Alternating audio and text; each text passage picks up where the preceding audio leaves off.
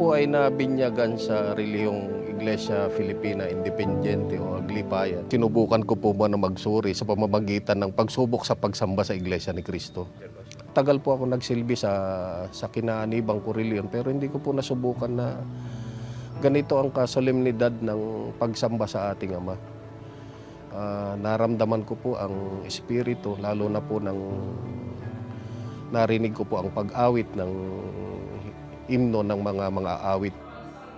Mas higit po akong nabagbag nung ipinaliwanag po ng ministro kung ano po yung nilalaman ng Biblia. Kasi po lahat po ng sinasabi niya ay hango po sa Biblia. Ang naging turning point po ng pag-anib ko sa iglesia ay ng akin pong mapagtanto na ito po ang aking magiging daan tungo po sa kaligtasan ng aking kaluluwa. Mula po nung nabautismohan kami, nagkaroon po ng malaking pagbabago. Kauna-unahan po pag kami po ay nakakaranas ng mga baga-bagatilail sa buhay, alam po namin agad ang aming gagawin.